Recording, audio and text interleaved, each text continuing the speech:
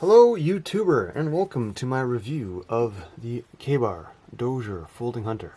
Quite the classic little lockback knife. I've had this one for a long time, maybe like 15 years. And this is when it was made in AUS 8A actually.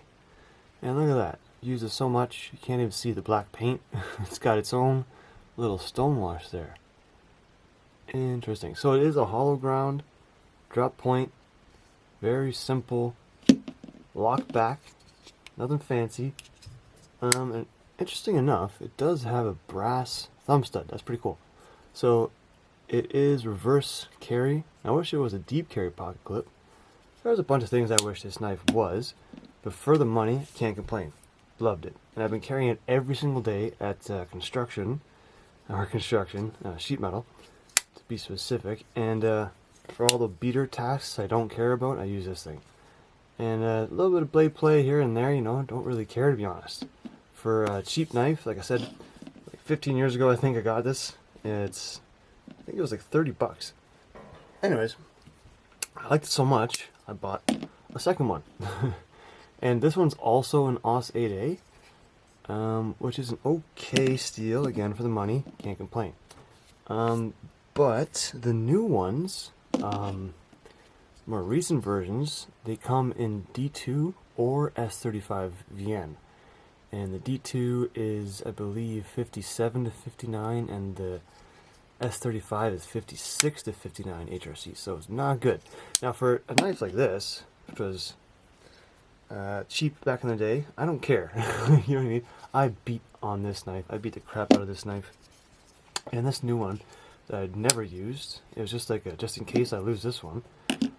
Still so fresh. I can actually flick it open, right? It's very smooth. This one is rough.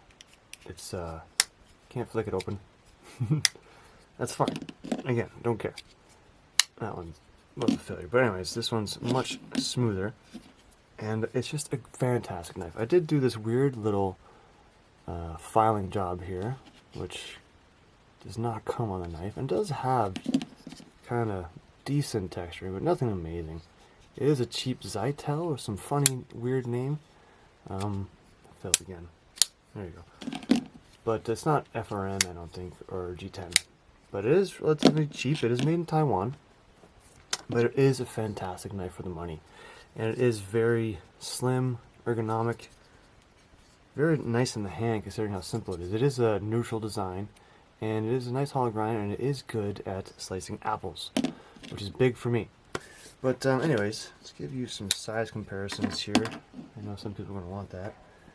How about we start with the Ontario Rat Models 1 and 2. Right?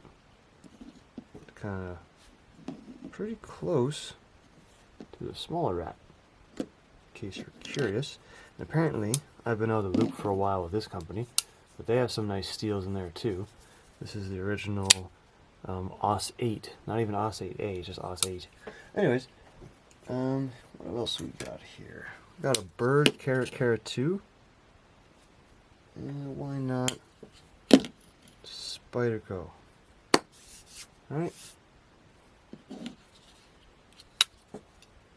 Also, why not go for a little Griptilian? Or a Parrot 2. There you go. Right. Anyways, it is a pretty thin knife. I think most people here would be familiar with Parrot 2. There you go. It's going to fit pretty good in the pocket. Darn good pocket knife. So it is, again, meant to be it's called a Hunter, Dozier Folding Hunter, but I'd say it's a fantastic EDC knife. It's fantastic. For the money, yeah, for sure. Yeah, I said I liked it so much, bought it twice. I just wish that they would bump up the HRC. Personally, especially for a hollow ground, and if you look at that choil there, that sharpening choil, there's not much life in that. So this one, after sharpening it a couple times, you can see it's developing that smile. right? A telltale, ugly choil smile, or grind smile, right? So there's one thing I wish that they would address. Yeah, remove some material there. Make it so when I do start to grind and remove material, you don't see that triangle, that smile start to form. Other than that, for the money, again, don't really care. If you don't either, I would highly recommend it. It's just one of those knives. It's just great, and like it is very EDC friendly. You can, I mean, one-handed open ability, EDC friendly. You can do it, but it's definitely not going to be a fidgety knife. It's a cheap beater knife, and it's a classic, and you can't complain. Don't own anything else from Kabar other than this, and I'm not disappointed for the $30 it is spent. Now you got to spend like $60 for a D2 and $120 for S35 VN. So I don't know if I can get behind the S35 VN, but the D2 with the 57, 59, I might go for that. You know, it is going to hold an edge better than this, and you know, I do beat the crap out of this thing. Like if you look, all of that was black, right? All of that was black. Even the thumb stud, which is brass, which is pretty cool, that was blackened too. So all of that got beaten up. The little choil I did again, the finger choil thingy, I did that, and I gotta say that helps. So maybe do that. The jimping is pretty good too. And it's pretty thick, pretty stout spine, but it is a hollow grind, so it's fine. It's a great slicer. Really good knife. Simple, I know, looking, but it's kind of the point. It's not meant to be any frills. I just get the job done. And it does. But it doesn't have the greatest edge retention, so it is nice that they moved up to D2. That's nice. I have to sharpen this one. But I do carry this every day at work, and it doesn't need to be a scalpel. I just need something that I can beat on, that I can cut shingles with, that I could open up paint cans with. I don't really need it to be a $200 knife. You know, but to do something disgusting with this knife, I would just not, and I would just go for this one. So that's what I do. I keep this on my side pocket, on like my knee pocket on the side. It's weird work pants, but I can carry a lot of stuff, and this is one of those things I carry in those weird pockets. And then my good knife, I keep in my right front pocket. That's usually like whatever, right? Whatever I'm EDCing. So this is actually my most EDC'd knife, believe it or not. This one. This one is, again, the Save Queen. But yeah, I don't know. I've been planning on making a video about this, and a YouTube channel for the first time ever. So I figured I'd start with this guy. It's kind of technically my first good knife. Like my first knife before this was a gas station knife, and that sucked. So to actually go from that to an actual EDC knife that isn't just garbage gas station stuff, really nice. And well worth the like $60 I paid for these two back in, like, I don't even know. I'm just guessing 2015, maybe 2012. I don't actually know. It was a while ago.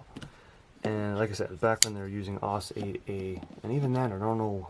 I couldn't find out the date of when this came out. I didn't look too hard. Let's be honest.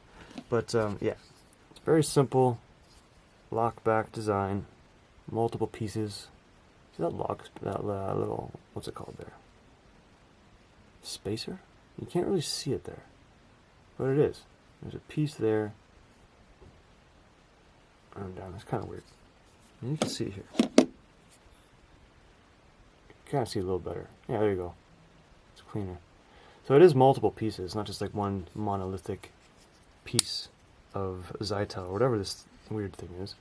But it is a good lock back. Does have blade play. Again, for the money, don't really care. Just a pretty sweet knife. I do recommend these the cheaper ones for $60. I can get behind that. And you can reverse this to this side, and you can reverse the pocket clip, so it is an ambidextrous knife. Like, it is one of those cheap knives you can get to somebody for a birthday present or like a Christmas present or something like that, if you know they're kind of a knife person, and they're going to kind of appreciate it. Especially if it's like a good truck knife or a good, for me, work knife. I don't think you can go wrong. But obviously nowadays there's better options. But for me, this will always be a classic, and this is technically my most EDC'd knife. Weird. Because If you see my knife drawer, you'd be like, what? That's what you EDC every day? I don't know. And if anything happens to this one, which I did lose it, and then I ended up finding it. Not really a big story, but I was really happy I found it. And if I did lose it, I have this one. And if I lost this one, I wouldn't really care. I might just go and buy the $60 D2 one. And if K-Bar's watching and you want to send out a maybe that'd be cool too. But anyways, yes, super cool knife. I do recommend it. The one from the past, the cheap one. But I guess the D2 one is actually, considering it's D2, is pretty good. I just wish they'd bump up those HRC numbers. But for the money, I don't think you can go wrong.